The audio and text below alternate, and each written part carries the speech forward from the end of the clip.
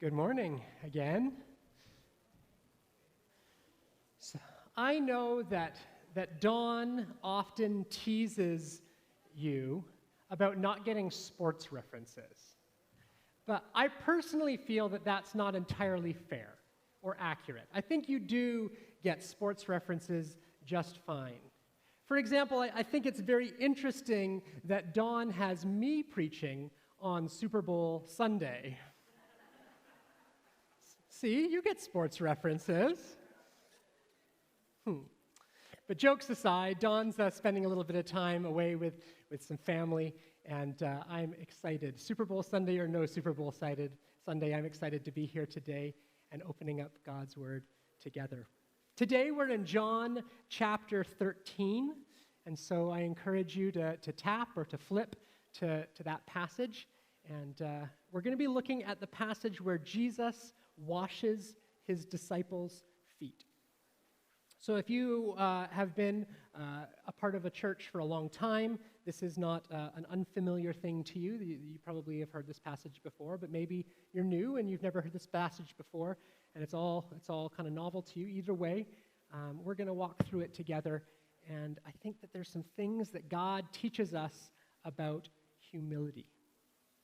And so I hope that as we work through this, we will be challenged, our humility will be challenged in two ways. I hope that we will be challenged to, let's see if I can get this working again. I was having some problems in the first service. So Daniel, you might be the, yeah, there we go, thank you. Oh, see now it worked, and there we go. I hope we will be, our humility will be challenged to be completely humble, ourselves before God, the only one who can make us clean. And I hope that we will humble ourselves before each other and serve others with the same heart as Jesus. And so as we work through this passage, I hope that those two things, we feel convicted and challenged by them. It should be easy, right? Well, maybe not. But we're continuing in our series, Here Comes the King.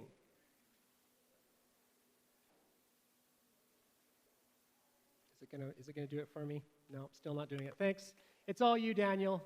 Thank you very much. So we're continuing in our series, Here Comes the King, and John is revealing Jesus as the King, but not just the King of the Jews. He is the King over all, right? He is coming. He is advancing towards his big victory. But meanwhile, the religious leaders are plotting his defeat. And so as we prepare for Jesus' plans to be accomplished and the religious leaders' plans to also come about in one single event, Jesus is preparing his followers for what is going to happen after that great collision. He is preparing them for the significance of this event. All these worlds are coming to collide in the cross. But then what? This collision of sin and righteousness, the collision of human failings and heavenly perfection, this collision of the evil plots of man and heavenly plans, of humanity's greatest salvation and earth's greatest injustice. He is preparing them for the world's biggest event and what will come after that. I don't know if any of you are into Marvel movies at all. I love superheroes, and I love superhero movies. And Marvel has recently wrapped up a 23-movie story arc. And in one of the final movies, this character called Doctor Strange, who has a special gem that allows him to manipulate time and travel back and forth between time and experience different realities. It's very wonderfully sci-fi and superhero-ish. But he's trying to find a way for the heroes to defeat evil. An evil that wants to destroy not just humanity on Earth, but like all of civilization, half of all of civilization in the universe. And so he goes into his little funny thing where he's going back and forth in time, trying out all of the millions of possible futures. And when he comes out of it, he says there's only one possibility where good wins. And so he acts according to that information. Right? And his famous line in that movie is that they've entered the end game. We're in the end game now. And that becomes the title then of the final Avengers movie. And it's this pivotal moment where you realize that even in this fictional Marvel universe, how significant every action is. So in today's Bible passage, Jesus is entering the end of his ministry on earth. He is in his end game. Every action is super intentional because he knew that everything mattered, time was short, and the stakes were huge. And so John writes this. He says in John chapter 13, verse 1, if we can get the verse just up on the screen. There we go. It was just before the Passover festival. Jesus knew that the hour had come for him to leave this world and go to the Father. Having loved his own who were in the world, he loved them to the end. The evening meal was in progress, and the devil had already prompted Judas, the son of Simon Iscariot, to betray Jesus. Jesus knew that the Father had put all things under his power, and that he had come from God and was returning to God. So Jesus knew the future. He knew all of the 14 million possible outcomes of his actions. He knew that the end was approaching. His hour had come. He knew that Judas had already started his plan of betrayal. He knew that God the Father had placed everything under the power of Jesus. He knew that who he truly was, not just the son of Joseph and Mary, but the Son of God. He was part of the triune Godhead. He knew that he was God in the flesh, come to earth. And he knew that he was about to complete his earthly mission to bring salvation to humanity. And he was returning to his place of glory out of this earth. He knew that he loved his disciples and that no matter what, that love would last to the end. And in this moment of wanting his disciples, just as a little aside, I think it's so cool, he talks about how he loves his disciples and he calls them his own. I think that's such a beautiful picture of what it means to be a Christian, to be God's own. For Jesus to think like a father thinks of his children as his own, that God, Jesus calls them his own. But in this moment, with all these things in context, what is this intentional act? What is the thing that Jesus needs to do right now, in this moment, to prepare the disciples for his end game? So he got up from the meal, and he actually took off his outer clothing.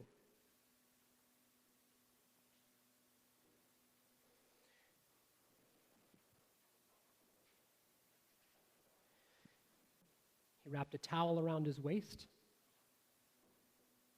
He poured water into a basin. And he got down and he started to wash the disciples' feet.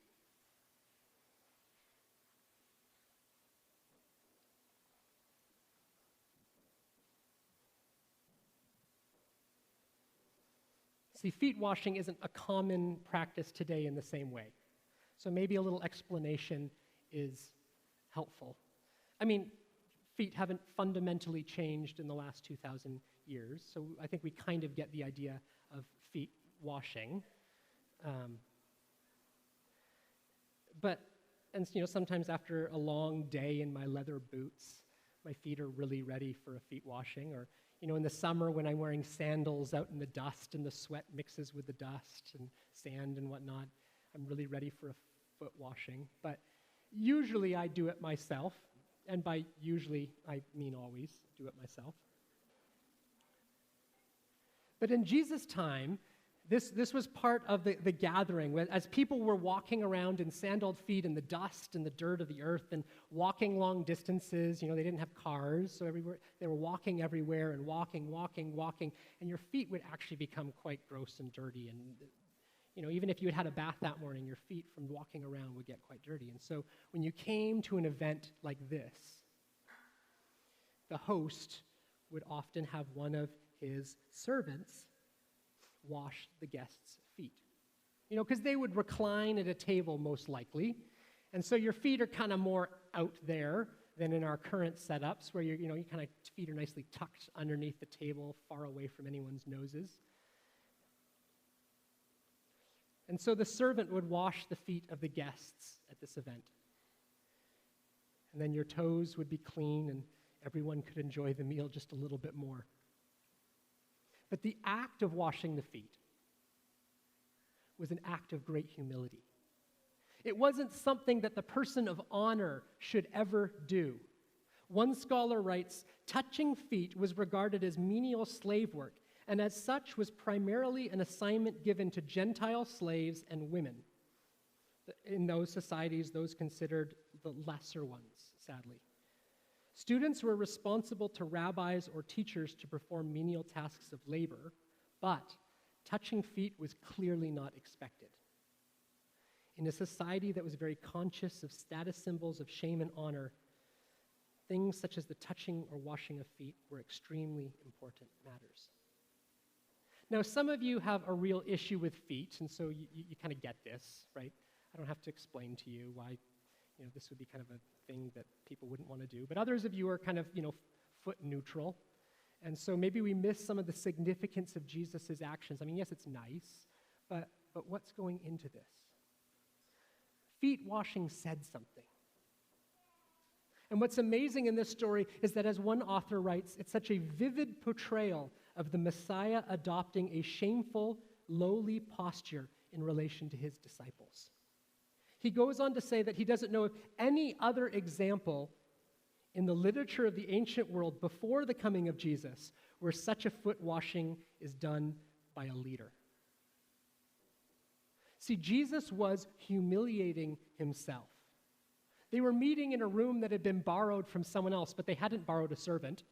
And so what are they supposed to do with their feet? And so Jesus became the servant.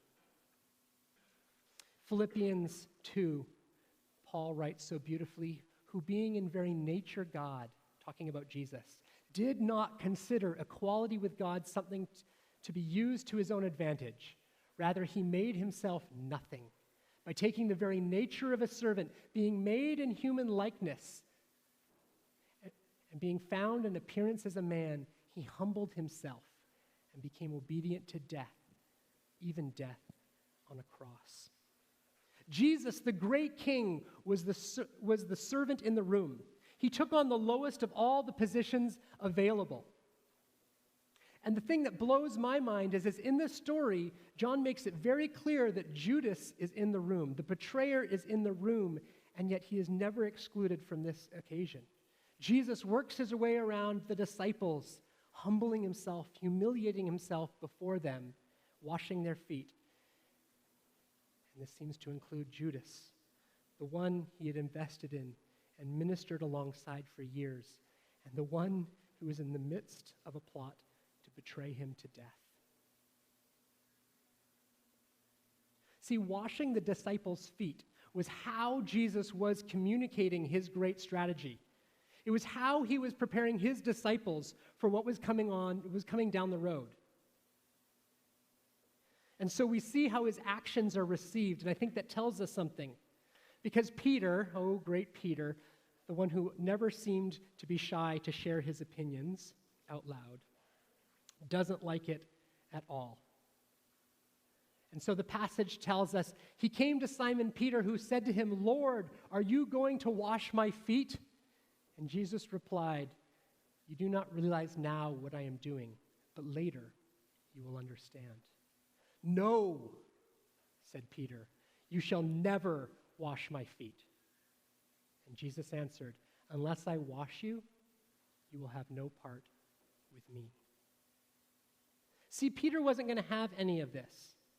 See, Peter knew how culturally humiliating this was to Jesus.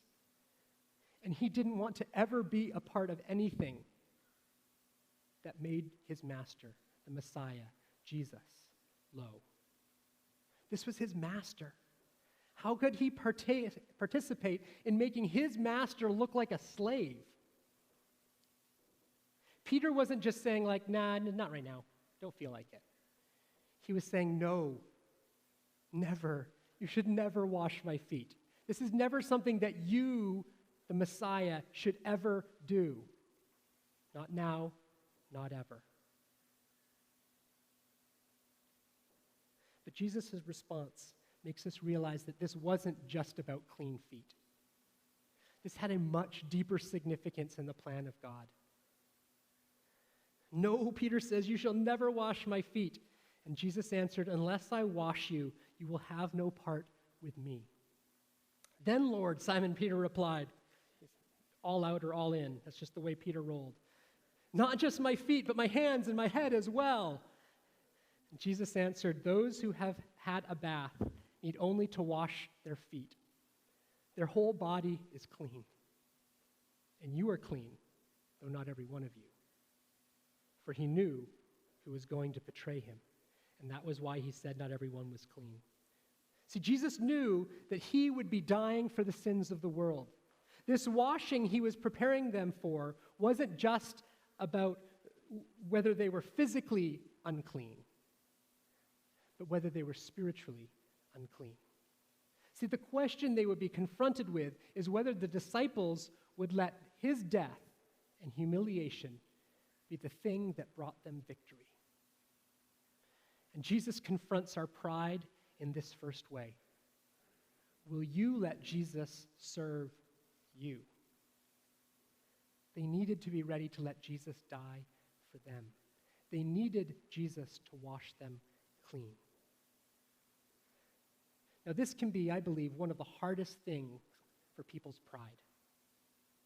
And at first, it may seem a little bit counterintuitive as to why it would take humility to have other people serve you. But this just isn't just about being a master or a servant, or this isn't about having an administrative assistant or a chauffeur or a butler or a chef. That's not what this is about. This is about allowing the master to be the one who serves you. It's about needing the master to serve you. If you've ever spent time at the hospital with significant issues or problems, this becomes clear. Right? Not being able to do basic functions on your own is humiliating. To rely upon nurses to help you wash or use the toilet or eat or whatever the case may be, this doesn't bring you great honor and it doesn't make you feel highly exalted. It strips away your pride, which is probably part of the reason guys stereotypically don't like going to doctors. But it is incredibly hard for some people if the only way forward is for someone else to pay the cost. See, we like to take care of ourselves. We like to think that we can pay our own debts and cover our own costs. We like to think that we can fix our own mistakes, solve our own problems, take care of ourselves. But Jesus knew that there was one area where this just would not work. When it came to our sin and our fallen state before the almighty, holy God, we needed him to pay the cost and wash us clean. As Paul writes to the Ephesian church, he says, but because of his great love for us, God, who is rich in mercy, made us alive with Christ even when we were dead in transgressions. It is by grace you have been saved. And God raised us up with Christ and seated us with him in the heavenly realms in Christ Jesus, in order that in the coming ages he might show the incomparable riches of his grace expressed in his kindness to us in Christ. For it is by grace you have been saved, through faith, and this not from yourselves. It is the gift of God, not by works, so that no one can boast. This is the good news of Jesus. He paid the cost to wash us clean. But we need to humble ourselves before him and receive that. And if you won't, you can't be clean. And you can have no part of God. each of us needs to lay down our pride at the feet of Jesus, or in this case, with Jesus at our feet. And we need to humbly cry out to God, "Wash away all my iniquity and cleanse me from my sin," as the psalmist writes. So what about us? Will we humble ourselves before God? Not just a receiving from his excess and blessing, but to accept his humiliation and murder as the only thing that will set us free.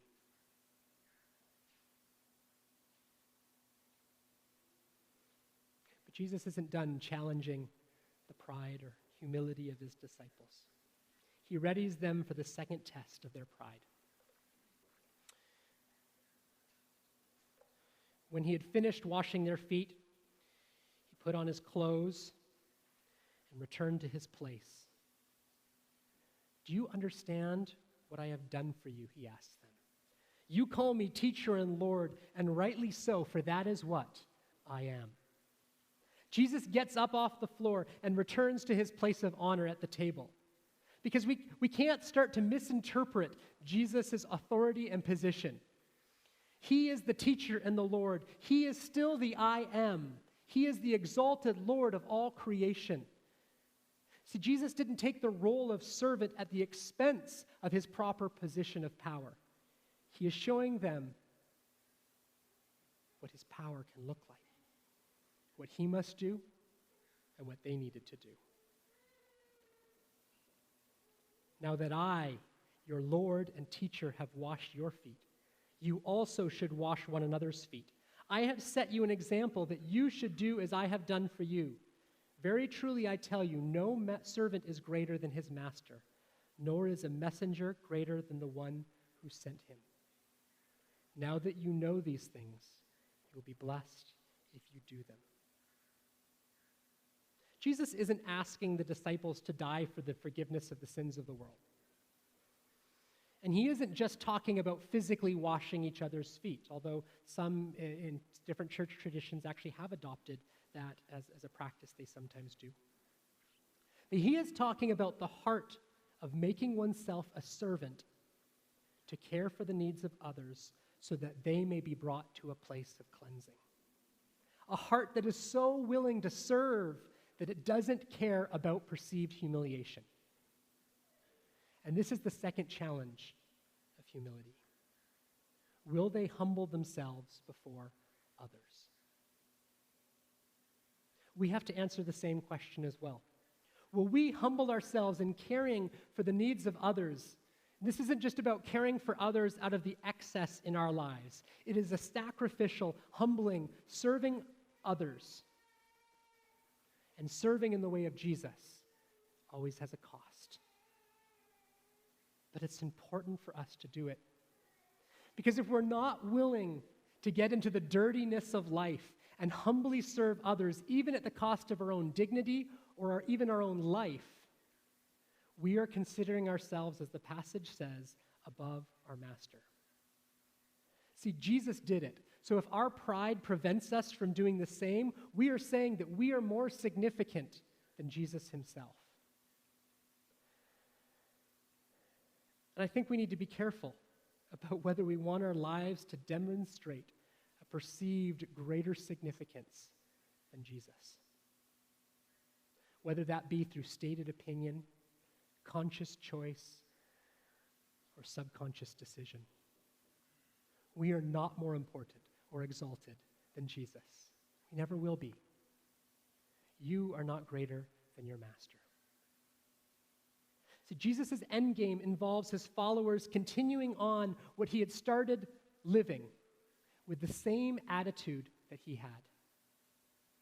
If the mission of God is going to carry on past Jesus' death and resurrection, then we, his followers, need to humble ourselves in need to God and humble ourselves in service to others.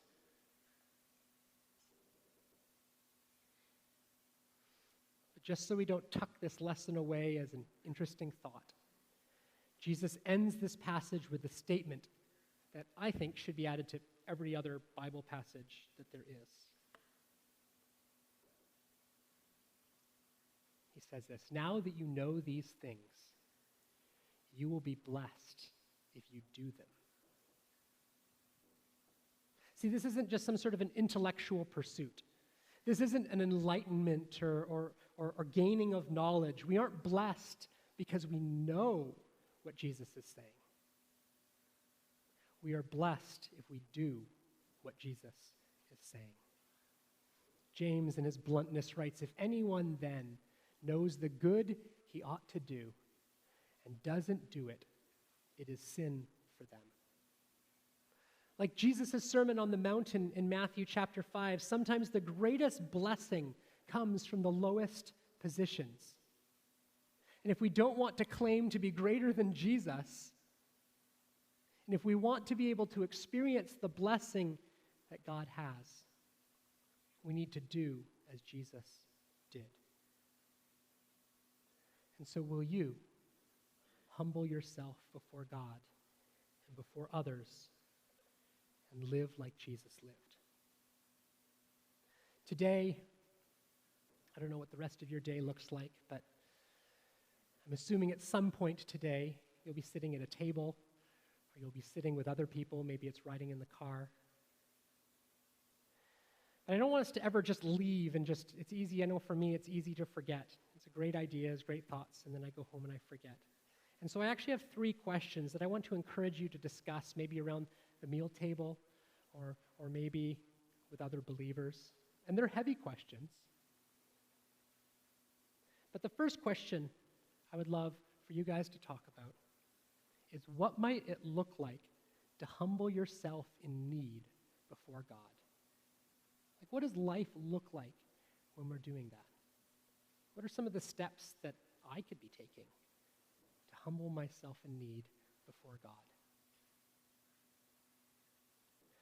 The second question that I'd love for you guys to talk about in your groups, whatever group that looks like, is, what might it look like to humble yourself in service to others? What might that practically look like for you? What does that look like, not just to like, cool idea, but like, blessed are you if you do?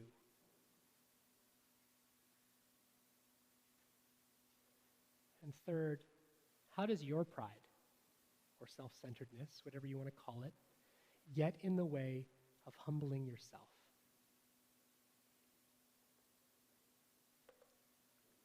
If you think these would be helpful questions to kind of process with believers in your life, I encourage you can write them down, or you can pull out your phone right now and take a picture of the screen if you want. But I'm going to encourage you to take it one step further.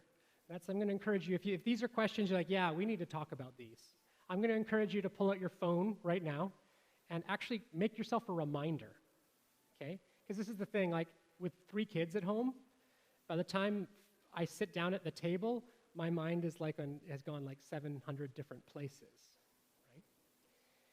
And so maybe pull out your phone right now and actually make it beep at you.